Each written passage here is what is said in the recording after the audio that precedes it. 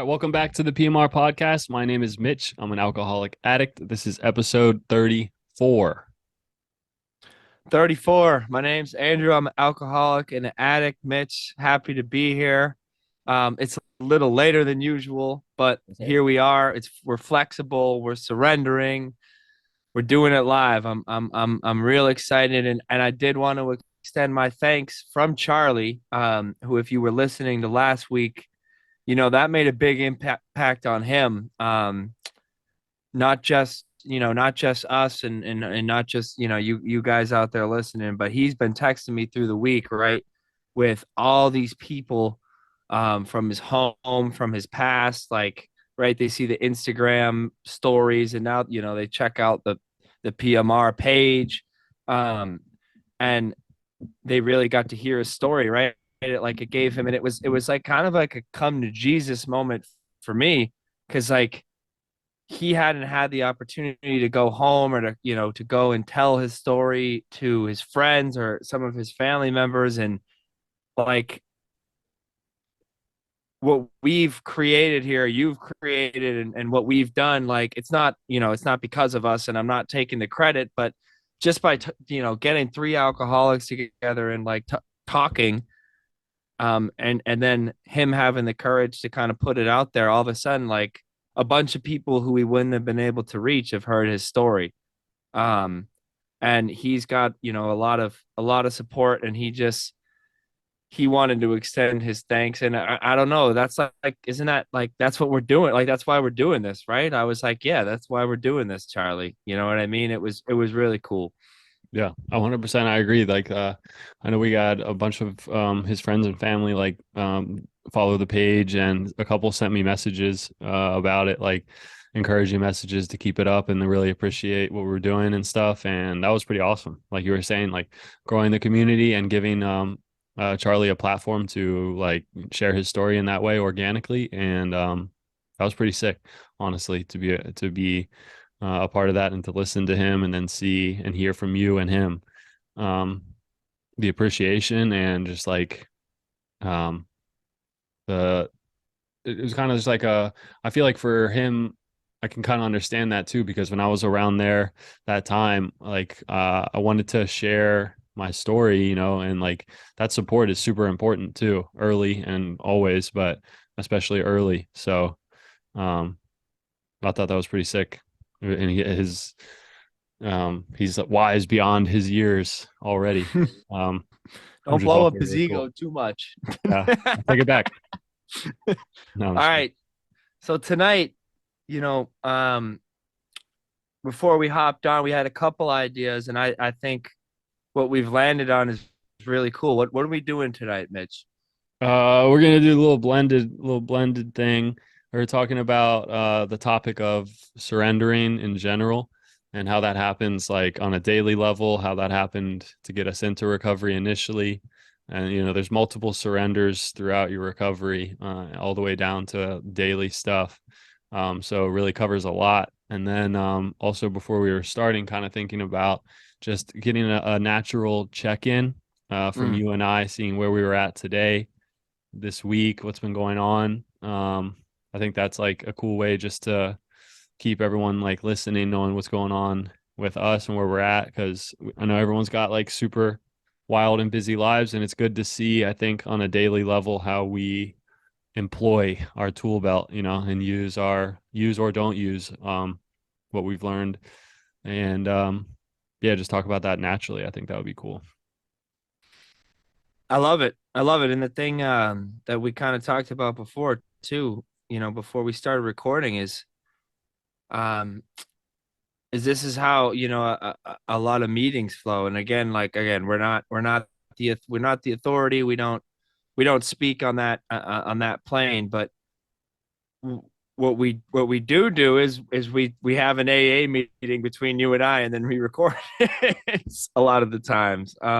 That's how it feels to me. It's not official, it's not sanctioned, but Right. um, when we do these check-ins, this is what, and I think you could agree with me, like working in treatment, this is a large part of what we do day to day, is like at the either at the end of the week or once a week, or even at the end of the day, we do check-ins and we review our day. And that's even part of the steps when we take our daily inventories in step 10. It's like that's what we're doing is we're looking back, we're checking in with ourselves and how our day, how our week, how our lives, have been progressing over the last, couple 24 hours. So what do you think about kicking us off?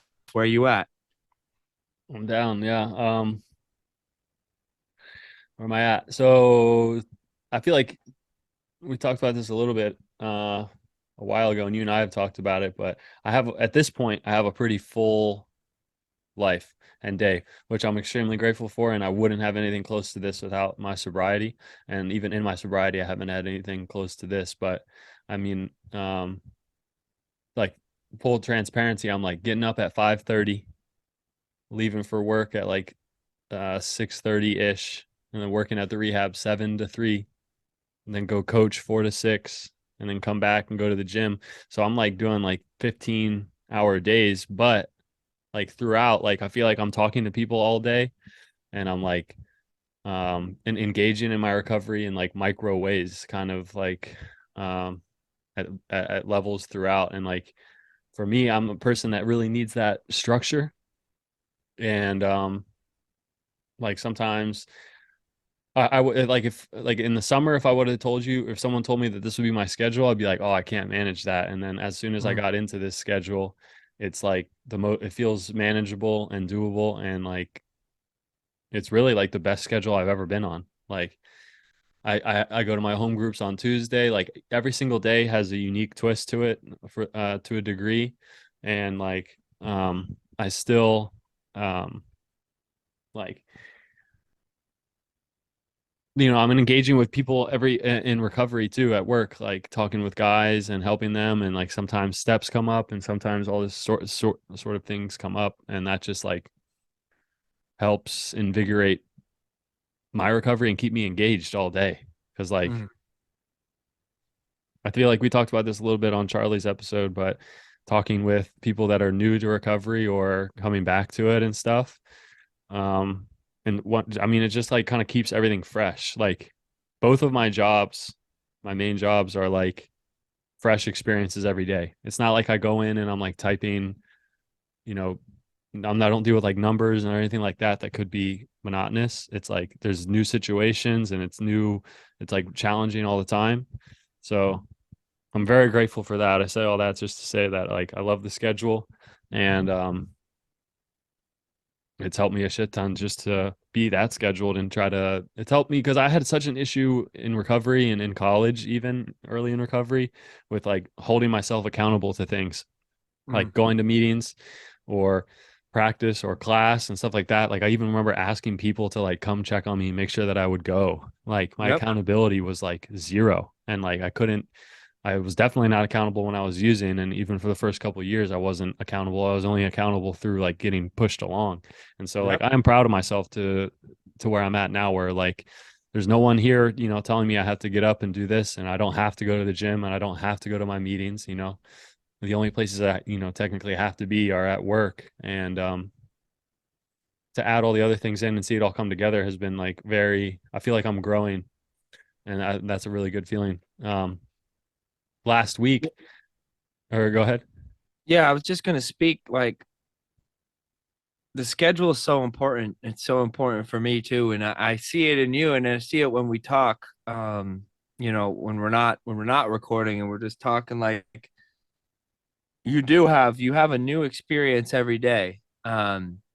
Whether it be with one of the guys at the treatment you work at, or whether it be in coaching, like you and it's a gift, right? And it's something that I think that you should be proud of, right? No, not egotistical about, but proud of, is that you interact with people well, and not only like in a coaching capacity, but in like an ability to listen and just like make connections.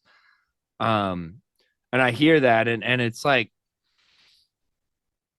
another thing that I admire about you too is that recently, like, you've had other gigs, that I don't know if you want to speak on or not, like other private stuff that you were working on, like, your own type of one man show in terms of swimming and all of your expertise there. And like, we as addicts tend to go like the extra mile with everything. Like, yeah, I can do this. Let's keep adding shit to the plate. And I saw you do something that's really against your nature, I think, in taking a step back and be like, you know what? Like, to be fully present in these other areas of my life, I need to kind of take a step back there. So that inspired me because I tend to be the same way. And like, all right, I got to do this, I got to do this, I got to do this. So I just wanted to point that out too. Like, not only are you scheduled and are you regimented and are you hitting all these things every day that are really impactful, not only for you but for everyone else that you interact with, but you're also, I think, growing in your ability to be like, no, I'm not going to take this on right now because I recognize where I can be most effective. Mm. You know what I mean? I really appreciate you saying that for real. That's very affirming and like that made me feel good. I appreciate you saying that. Like I feel like I feel like I'm learning myself way more than I'm like in Mm. touch with what's realistic way more than I've ever been. I know how far I can push myself and I know when I've overextended. And it's like if I don't go to bed before 10 or like really it's starting to get like before 9, then I know that that's going to set me up for a harder day, and it might leak over into 2 days. So it's like if you stayed up too late, then like don't be upset when you're like tired and cranky or more irritable the next 2 days because you did that. So like let's plan for to not let that happen again or not happen as much. And like learning through that.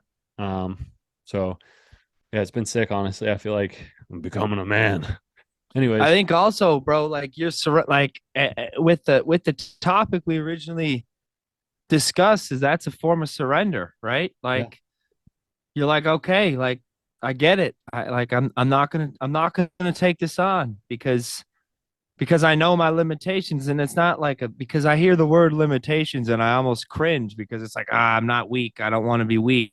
Like, limitations mean, like, it's almost like emasculating for me yeah, as a man. Like, I'm not limited. Like, I'm yeah, I'm me. Like, but knowing my limitations allows me to excel, yeah. like, in every other aspect of my life. And that part of surrender for you, I think, is, I mean, because I do believe, and again, I'm fucking 3,000 miles away from you. I can't see you day to day, but I from what I hear when I speak with you is that the major time, you know consuming efforts of your days, which is your job in the treatment center and your job coaching, is those are going very well for you because it's like, yeah, because your mind is not wandering into like, oh man, Saturday morning is going to be a grind, like, you know what I mean. Yeah. And I think that's helped you be more present, Mm, you know. yeah. Yeah, that's true. Um, Definitely. Yeah. I feel like a big learning curve too for me, and I like learned this through doing the podcast, is like learning how to actively listen. I've always been that person where like someone's talking and I'll be like, I can't wait for him to stop, so it's my turn. And like through the podcast, like if you watch the earlier episodes, like my responses, and even still probably don't directly correlate to what they just said because I was like, I couldn't even hear it. So that's been a big learning thing for me is like actually sitting and listening and being present and hearing them. And sometimes a response is not warranted. I've heard that before and I was like, what do you mean? But now I understand that. I did want to talk a little bit about um, one of the things that was like weighing on me a lot last week was my grandmother, who's 96, had a stroke like uh, 2 Saturdays ago, and I'm still like processing it a little bit. And you were like extremely supportive and continue to be. So I really appreciate you being there for me on that. She's like one of my favorite people in the whole world, and will continue to be. And I had to like fly out there and see her because I just wanted to be with her because we didn't know which way it was gonna go, you know. And that was a very hard experience, and there was a lot of good that came out of it. Though I think our family came together in a way that they haven't in a long time, and that was beautiful to see. And like the guys were telling me in the meeting on Tuesday, like it's true. Had you been not sober or something like that, do you think you would have gone? And if you went, you might have got fucked up just to be able to handle it. And I was able to go in there, and I was crying and upset and stuff like that, but I was able to go in there, hold her hand, be with her, talk with her, and I'll hold on to that forever, alongside all the other memories I had with her. But that's definitely been in, I'm trying not to avoid it, and I'm trying not to let it, encompass my thought constantly, so I like I went straight back to work after I got back from seeing her. And I think I did avoid it for a little bit and in the beginning, but I'm just kind of trying to, I was talking to you about it, trying to process it as it comes. Like if I have to cry about it, I will. If I have to laugh about a funny memory or something, I will. So, but I really appreciate you supporting me through that. I had a couple friends that were reaching out continuously because I think they know how much she means to me. So that's been that's been kind of hard, and we still don't know really what's going to happen. So I've been praying. But yeah. It's the not knowing, dude. The not knowing is the hardest thing. And I can speak from the point of view of someone who's lost all four, grandparents. And recently in January, I lost my grandmother. She was a warrior. She was insane in the best way. And the only thing that I gave advice to you for is like just what you said right now is lean into every one of those emotions as they pop up, like, and be grateful that we can feel those things. Like when I was looking back, processing my grandmother as well, her passing, like, there was a lot of, like you said, it's a lot of shitty emotions, right? I'm crying and I'm kind of going through it, but the thing about that is that it also gives way to me being able to remember and to like come into this kind of beautiful state of like celebrating life. Mhm. Um, and I can't do that if I'm not sober. Like if I'm using drugs and alcohol, and even really if I'm like sober and I'm not like doing the things that keep me healthy, then my brain is too clouded. Like and my initial instinct is to numb. Like I don't want to go through any of these emotions, so I'm just I'd rather numb it out. Um, and it's not easy like to focus on the things that we need to do every single day when we know that a loved one is going through like what they're going through. But the decision that you made, I think, to get on a plane and to get out there and then to lean into all that family, like it could have been a questionable situation. Death brings out, and crises bring out crazy things in families, and that's just the way it is. Like, but you you leaned right into it. Like, I'm gonna go, and I'm gonna put myself in a place where I can be of service to my family and be present for my grandmother, and that's exactly what you did. And now I think no matter what happens, I mean, from what I hear about your grandmother, she's an incredibly strong woman. So we don't know what's going to happen, but regardless of what happens, you can always look back at these moments and be like, yeah, I was there, like, and I made the right decision. Like not just like objectively like the right decision. Oh, I flew out there and was around my family, but no, like I flew out there with intention, like and I made decisions while I was there intentionally so that I could be the best version of Mitch that I could be for my grandmother, who I love and who I want to cherish her memory and cherish her company. Yeah. So I mean I'm proud of you because that's I walked through something similar in January, and it's funny, like we were talking about it, not 8 episodes ago on this podcast because I was going through it too, and it's not funny, ha ha, but it's, it's kind of crazy. It's kind of crazy, you know, every single time something happens that like brings us a little bit closer. Mm. Like the connections you and I have are I know. insane. I know. It's really truly insane. I agree. But you help, and you helped me go through that. Like you walked me through that. I was on the phone with you out there. I was texting back and forth with you when I was out with the family, and it's the same situation, right? The family goes through some stuff, and then usually miraculously by the grace of God they come together a little bit closer. um and I was real proud of you for the way you walked through that. But that, I mean, dude, the biggest thing that I learned from my sponsor and going through that is it's tiring. Mm. Mhm. Like not even doing anything like physically, but just like processing through here and through here. Like, oh man, like I don't know what's going to happen. This could happen. That could happen. I'm not there with her. Like it wears on me. It wears on anyone. So I had to be kind to myself. And I know you're doing that too, but like sometimes I'd wake up and I'd be just real tired. And I was like, well, I don't have any good reason to be tired. And Yeah. the truth of the matter is I'm getting used to feeling my emotions again, you know? Yeah. Yeah, definitely. I think it was wild. Like when I left, it like all happened so fast. Like she had the stroke, and then I think I left on Monday, and was trying to leave on Sunday, and I was like flying there, and I was like, I had like points of like, what am I doing? Like I just called off work for like indefinite amount of time, and I was like, I just dropped a ton of money on a ticket and this and that, and I'm gonna miss this, and we don't even know what's gonna happen. Maybe she'll be okay. And then the second that I walked into her room in the hospital room, it was like, oh yeah, that's why I'm here.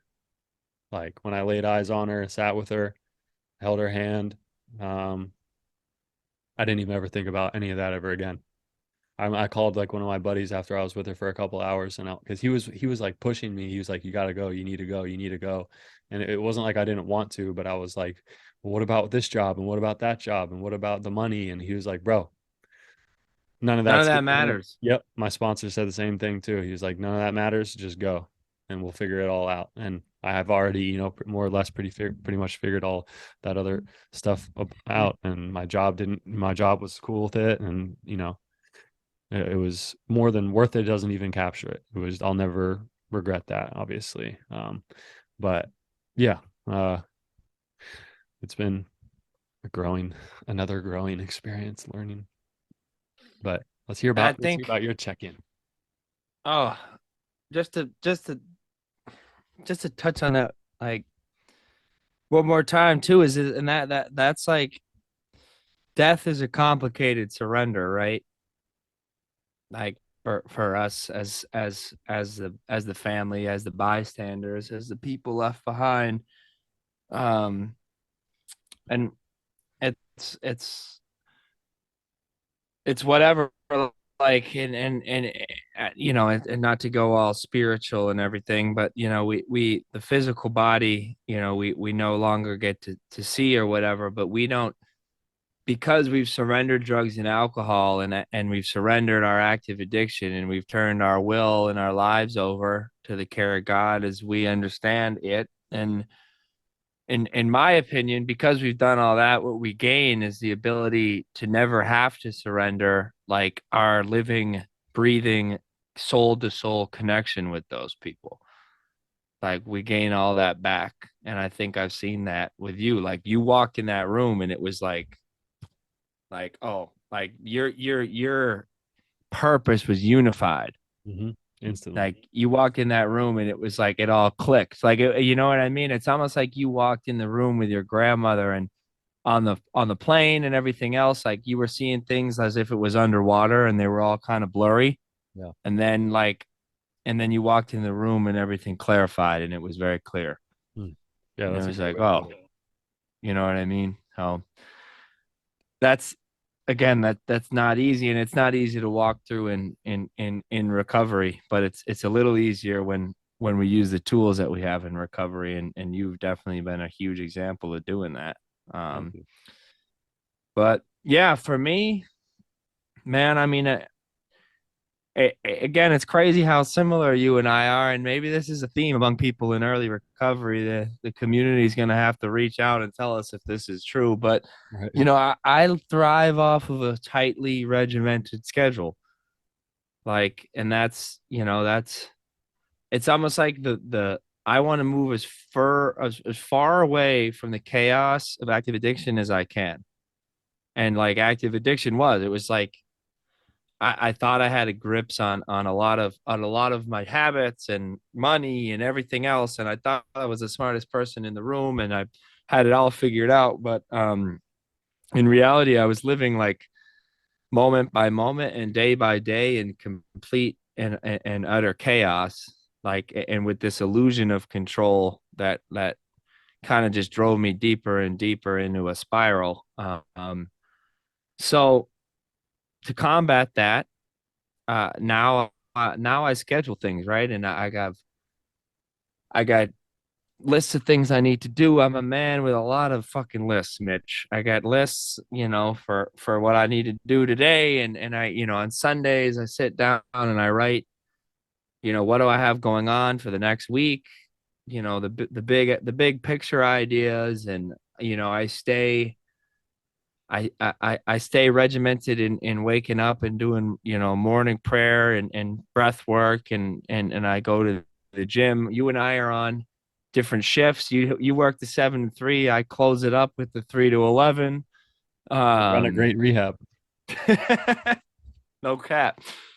But um, yeah, I mean, so for me, that means I'm in the mornings is when I'm kind of doing all the work that what you're doing when you come home. I'm a morning gym guy. You're an afternoon, evening gym guy. And that works for me. I have a noon meeting that I can hit, before work. It's every day. I've been going there since I got sober. The nights that I'm not working, I try to get uh, I do get to my men's meeting on Mondays. There's another Thursday night meeting I really like. Tonight I'm doing a podcast with Mitch on Thursday. Yes, sir. So this week, and this is something I'm working on, and I think it touches on surrender too. Is I've at this point I've got over a year and whatever else, and I kind of thought like I'd get in, to the meat of like being a year and then multiple years and whatever sober. And, by now I'd have the right schedule down, and, I don't handle change well. So I'm like, I'm going to get the right schedule down and it's going to be right for me. And then I'm never going to change anything. And, you're smiling over there because that's crazy. That's Yeah. fucking ridiculous. Like that doesn't happen. So sitting, here with whatever amount of time I have, and it's honestly been like it's been an eye opening. It's been a frustrating couple weeks for me, because I'm being forced to see now that the things that I schedule and those lists that I write every day, like I need to write a big old asterisk next to everything and say subject to change, because everything is subject to change. Mm-hmm. Like and I think you saw it too with when you went ahead and did those flights, Yeah. like, and made that trip. Is I have a really hard time letting go of, like, checking all the boxes. Like if I don't check all the boxes on a day, then I think I failed the whole day. Like I kind of I have a very hard time of living in the middle, of not going all the way to one side and catastrophizing, or like going all the way to the other side and being like, "Oh, I'm great, everything is perfect." Yeah. So right now where I sit is like I'm trying to learn, and it's difficult, and We'd appreciate any feedback because I'm trying to learn how to be okay with not being perfect. And Mm, like I'm not perfect. Like I've never been perfect, but in my head, it's like, for example, like I need to be at the gym for like pretty much 2 hours. I got to hit all these different things. And if I miss even one set of one thing, then my brain, the thing that my brain will go to is like, oh, like what the hell? Like you just wasted a whole gym day. Like you didn't do the workout. What the hell is wrong with you? All that negative self-talk. And it can happen like in prayer too. Like even in prayer, like I have a set list of things that I like to pray for. And if I'm praying and I miss one of those things and I remember it later in the day, I'm like, oh, I ruined my prayer this morning. mm. And that's like the one of the most ironic things because here I am, like on my knees in active communication with my higher power in the morning, which in and of itself is a positive, but I'll beat myself up because I missed something. And I missed the whole, in doing so, I missed the whole point of why I'm praying. I'm praying to get out of myself. I'm praying so that my thoughts are now intentioned on good intention for other people, and they're setting me up to like follow the will of my higher power and to live, a life of virtue with my vow. Like instead, I focus on, oh, I fucked up. You know what I mean? Yeah. And that's one of the things, right? That will drag me down because like in all of those negative self talks is my disease. Yes, it Like is. thinking if I can get this dude to feel bad enough about himself, then he'll go to the liquor store. Yep. Like so that's where I'm at, brother. I appreciate that. Appreciate that. I have suggestions. No. Um, what's your goal of prayer? Um, the goal of my prayer again is right is to get myself out of my head, to establish a connection to my higher power for the day so that I can try to follow my higher power's will and not my own. Did you get some of that when you prayed, even if you missed something? Absolutely. What's the goal of the gym? To I'm really number one, relieve stress. Number two, like to work on, my physical body so I can be healthier. Did you get that if you missed a set? Yes. Yeah, bro. I'm just hitting you with what, someone would hit me with. I feel like I have similar, very, like we talk about all the time. I think we're clones or brothers in some way because, same thing for Mm, me. Um, but it's kind of like it was funny. I was just running a group with some of the guys at the house. I think maybe 2 days ago, we were talking about perfectionism. One of the guys there is perfectionist, mhm, talking about the same thing. And as you were saying that, I was thinking about that conversation we had, and it's kind of like a continuation. Like for us, alcoholics and addicts, it's like our disease, and then to an extent, it's kind of like on a societal level that like at least my perception and my experience to this point is like a young male, it's kind of like you need to be hitting on all cylinders and you need to do that. And depending on how serious you take that, it can be like a toxic masculine, character trait, kind of like of mhm, I need to do everything. I need to do it perfectly. And because I'm chasing this and I'm going and I need to do this to get to that. And if I don't do that, then I'm not going to get there in this amount of time. And it's just a loop and it's just extremely harmful, and it's really calls us back as addicts and alcoholics to like, you know let go and let God, classic one. And kind of like, if you're supposed to get to that, it's good, it's great to have goals, it's great to set them, and it's great to do your best to get to that. But I've really started to turn the corner on like, you know if if I missed a rep or if I missed something I was praying for, it's teaching me in some way. I'm learning in some way that whether I needed it or didn't need it, or even down to like, I mean, anything that you can set a goal for, if you don't get it in a time frame or whatever, like it's a lesson, mm, like kind of like constantly learning. I remember like in my journal when I was in rehab, they talked about it and I like put on the front, always learning. And it was like, if you can hold yourself to that as like continuous learning experiences, and there's really never a negative. Like, you break it down into sport, like I always thought like losing was terrible. And if I would lose races or not go a good time, I was like, there's nothing I can learn from that. It was a terrible race, throw it away. And Greg, was one of the main people that kind of put into me that like, that's probably where you can learn the most. Like in actuality, Right. when you win, that's probably when you're not going to look at it and you're going to be like, I won. It doesn't matter. I won. Like when you Mm. lose or when you miss things or when you don't do this and don't do that, it's like that's where you can flip it to a growing experience. And I was going to ask you, have you ever done the sexual ideal?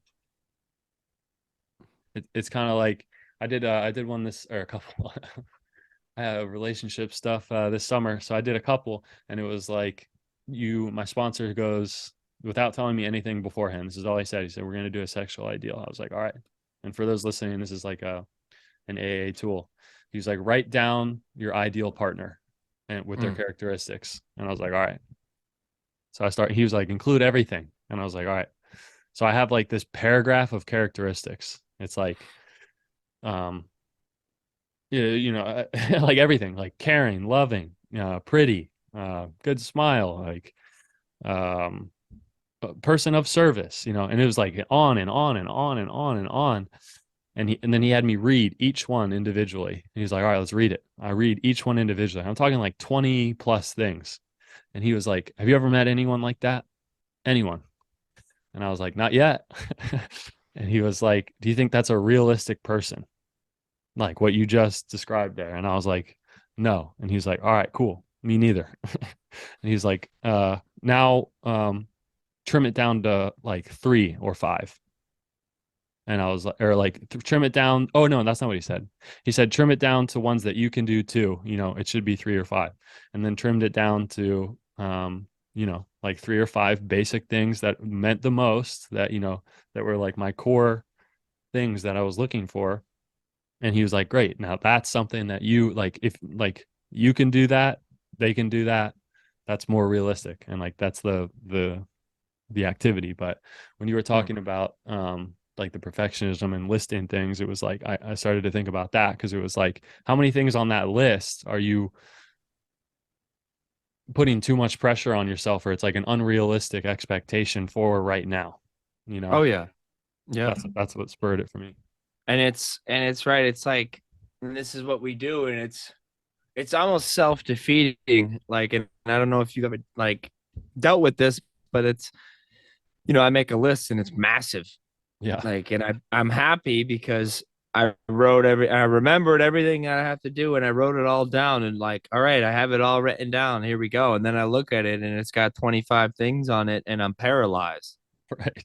And I'm like, oh Jesus. And my sponsor and another friend in AA, they were like, listen, what you need to do every day, maybe even less things, is write 3 things that you'd like to do that day, like in order of what needs to actually get done that day. So that at the end of the day, when you have 3 things crossed off, or maybe 2 out of 3, or whatever it is, that you can say, okay, I did something today, instead of having a list of 25 things that you want to get done. And some of these things are insane. It's like budget stuff and money saving stuff. And it's things that I'm not going to get done, Mitch, probably for another 6 months to a year. And it's sitting on this list for like, get done between, you know, April 12th and April 20th. And you know, all that does is I look at the end of the week and I'm like, damn, I only got 4 things done on this list of 25. And I'm like, I have so much left to do. As Hmm. opposed to if I, had written, you know, a very concise list, a realistic list, I had given up all that other stuff that might come down in the future, but who I don't know even if it's going to be applicable to me in the future. Then I'd look at that short list and say, "Damn, you know what? I got everything done that I wanted to this week." Or you know what? I got most of what I wanted to get done this week. Or I got a couple of things done. Okay, that's something I can build on. Hmm. And again, that's like when I talk to therapists or my my sponsor about these things. They're like, this is, I mean, number one, I'm severe OCD individual, but number two is it's like, listen, Andrew, this is your disease. Like it wants to make you feel bad. So even when you're doing like your self-purported healthy habits, which they are, if they're done in moderation and like strategically, Hmm.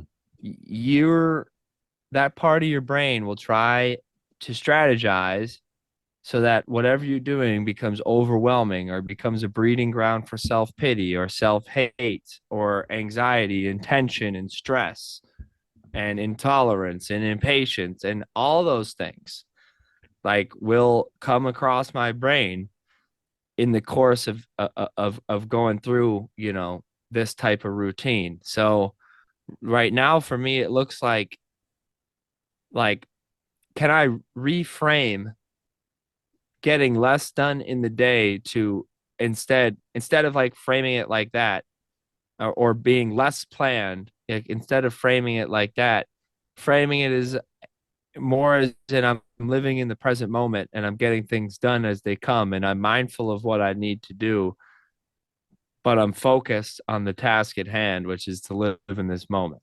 Hmm. And that's not easy for me, dude. Yeah.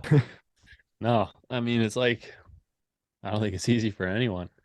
The, I mean, but you're like in it, you're like, I've taken a lot after you and trying to, I've learned a shit ton from you. And, I mean, you were the one that really set my ass on fire to get working into a treatment center because I was sitting on it for like a year and I was like, I really should, I really should. And then I met you and you're like, I'm starting. And I was like, you're what? So I appreciate you for that. We do have our little competitiveness in a healthy way. Um, but yeah, I mean, I also found out recently, I won't name it, but I mean, you're an extremely smart. I knew you were smart. Don't get it twisted, but you're an extremely smart guy. So I look up to you a lot, and so I've tried to copy, things here and there that you do. So Likewise. I appreciate you imparting that on me. I did want to, as you were talking on that, for whatever reason, it came up like, I don't know if you relate to this. Are you someone that like gets, or at least used to, and still maybe does to an extent, like needing outside affirmation and outside praise is something that yeah, I Oh feel like, yeah. yeah, I feel like I am too, big time. And I've been trying to move, not like move off of it, but trying to not rely on it. Cause I think I used to like, and I still catch myself doing it, but like sharing things that are happening just to get like a good job or, because I think I mean, it definitely like a lot of things, it stems all the way back, but I feel like without growing up with a father, like I wanted that. I wanted someone to be like, good job, you did well. And that's just leaked over continuously. But I feel like the growth through the scheduling and like getting shit done on my own, not on my own, obviously I have a lot of help, but I feel that beginning to slip away is what I was gonna say. Mm. I mean, I feel it. It's not gone, and it's not like close to being gone, but I'm feeling more and more like I can look in the mirror. Like I've been doing this really weird thing. Not weird, but you might think some people, old me would have thought it was weird. Where I'll like look in the mirror. I have a mirror like right next to my bed. Be like, I'm proud of you. You did good. Good. You did well today. Like I'll say it out loud, and then say like, I love you, and then I'll go to bed.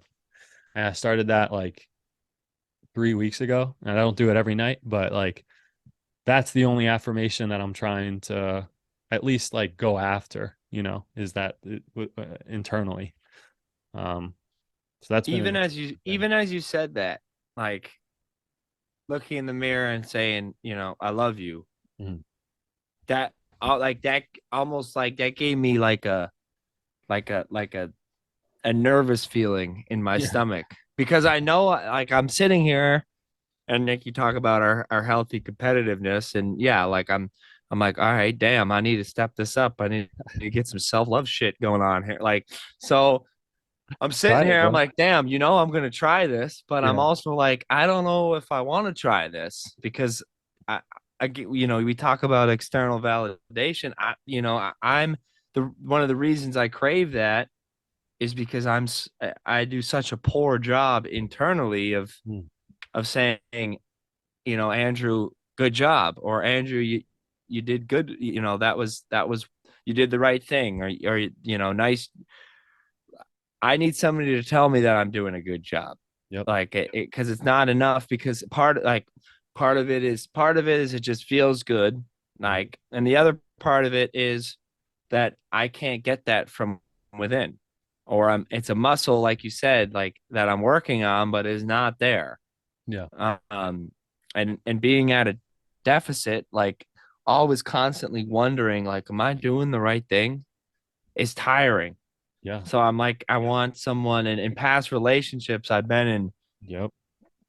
it's been a source of a lot of anger and tension, and reasons why those relationships didn't last is because I was demanding that validation of, like, am I doing the right thing? Am I doing the right thing? Am I doing, and that doesn't lead to a healthy, relationship. And as new relationships pop up, and as you know, and I'm not going to go too deep into it, but like, new relationships do pop up, like, and I'm finding myself in a situation recently where I'm like, okay, all of these unhealthy behaviors, they still exist.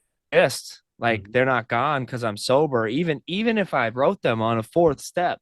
Yep. Like, and even if I told my sponsor, and even if I'm now working through step 6 with my sponsor, whatever, I could work in step work, I'm going to meetings, everything else, I'm not doing anything perfectly, but I'm in the program. Like, those things still are popping up. And it's like, I'm looking at myself, I'm like, why did I respond that way, or why did I react this way, and why didn't I take a deep breath like I know I should? Right.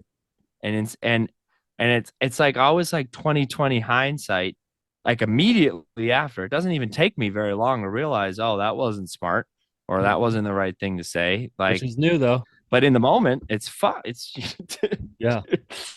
No, I hear you. I mean, I have the same thing. It's like, I feel like at this point in my recovery, I know not all, I know a ton of what I can do, how I can react. I mean, like, even this, like, society now is like inundated with mental health tips, recovery tips. Do this in this situation, do that in that situation. I mean, we have a page and videos that we post about it.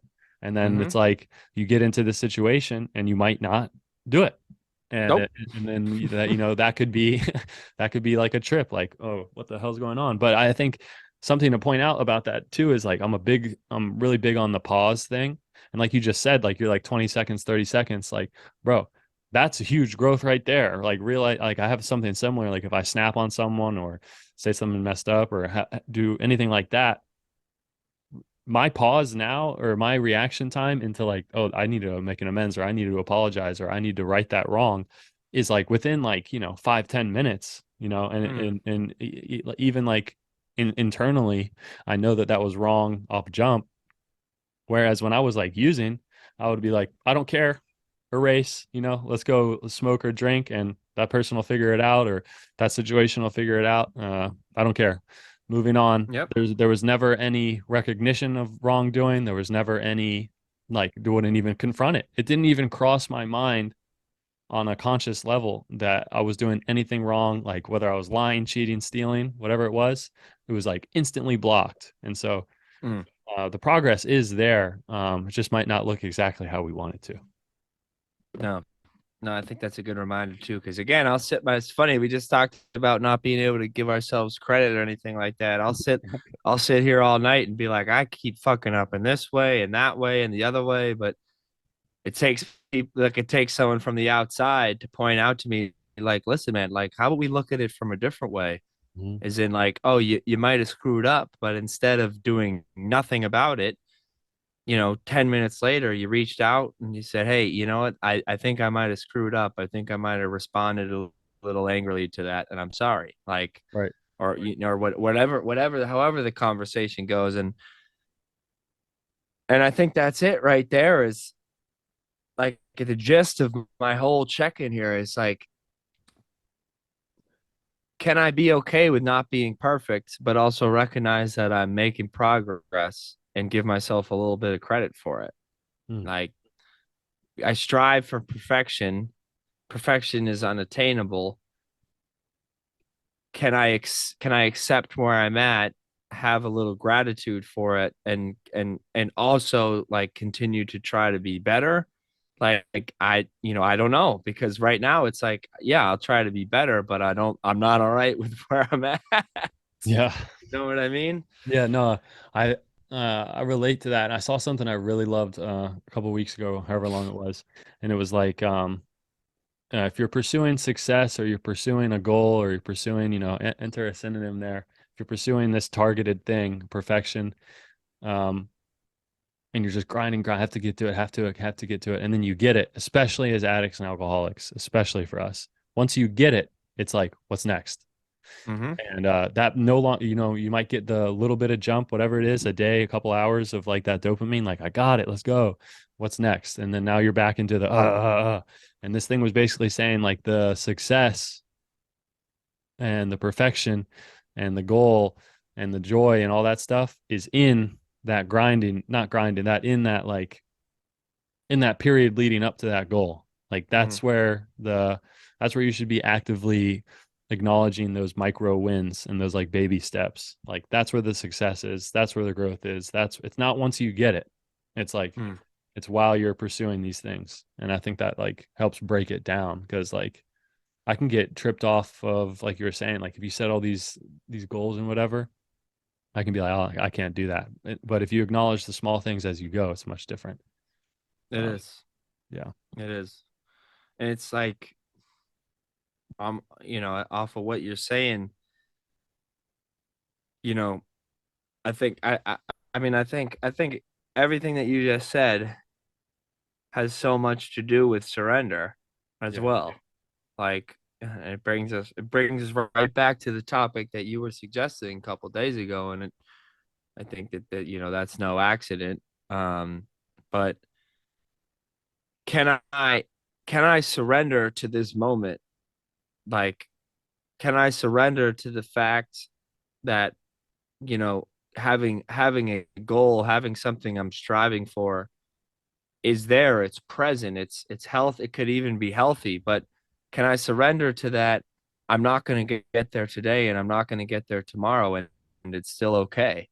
Yeah. Like, can I surrender to the fact that I'm not going to check any boxes off today? Yeah. Can I sir you know can I Well, again, like, surrendering for me is, it's such a trip, and it's such a weird word, because again, it's one of those words that almost like removes my masculinity when I'm prideful. right. Like, I'm like, what? Surrender? Like, you know what I mean? And I think it's taken on a whole different meaning in recovery, since I've kind of had that initial first wave of like, I'm going to surrender to the fact that I'm an addict and I need help. You Yeah. know what I mean? But No, I completely agree. I mean, we're so like so trained, at least I was so heavily trained that surrender is like it's the anti mm-hmm. everything, like never surrender, never quit, never, never, never. And so like getting into recovery for us is the ultimate surrender, and I see guys and girls all the time holding on to that with a goddamn death grip, like will not fully surrender. And they're holding themselves hostage to whatever it is, whatever the addiction, alcoholism, mental health stuff, just holding on. And I can see like that cage.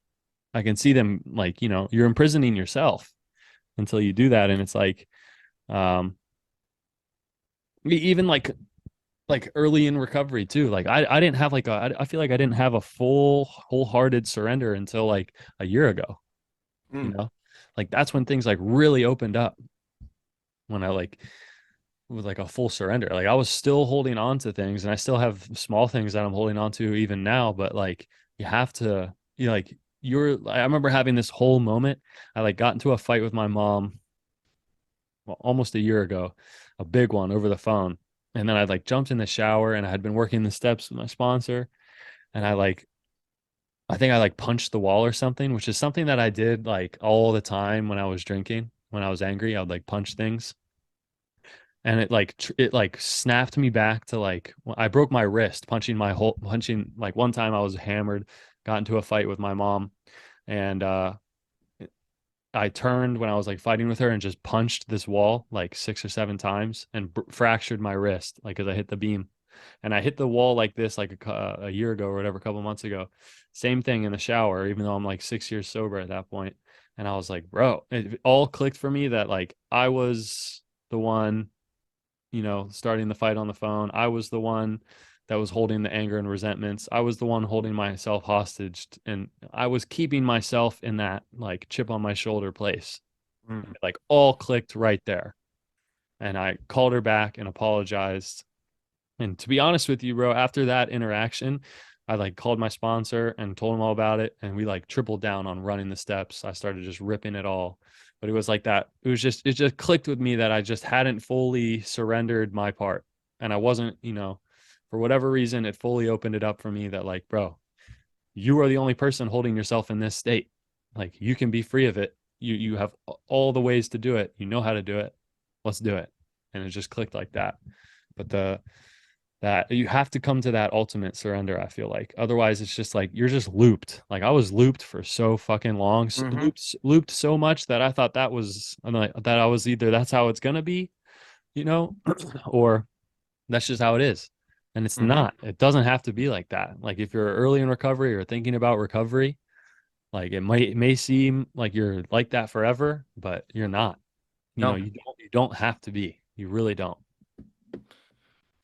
no, you don't. That's exactly what it is. It holds us hostage. It's self will and that ego. It holds us hostage. It holds us hostage in a lot of ways, and I think in a lot of ways that we've just checked in on in both of our check ins is its self will and its ego, and it takes us hostage, and it becomes comfortable and even like in a sick way pleasurable for us to be like miserable assholes, even like you know what I mean, and I can almost see that click. Like I can almost like put myself in that room with you and see like how that goes because similar situations have happened to me in this first year and change. So I mean it. I mean I don't know how much time we have, but I do want to say like this check-in has helped a lot for me, like clarify things. You know, these type of meetings and these type of I say meetings with quotation marks, but these type of conversations and these are conversations, right? Like not to, again, I'm not like it don't mean to be a poster child. I'm not, but a spokesperson for AA. But these are the type of conversations that I've had with people from the program, Yeah. like because this is the type of thing. These are the type of things that we change, like these habits, these things that get us stuck. Like I didn't go to AA just because I want to stop drinking and doing drugs. I go to AA because I want to live a better life and be happy.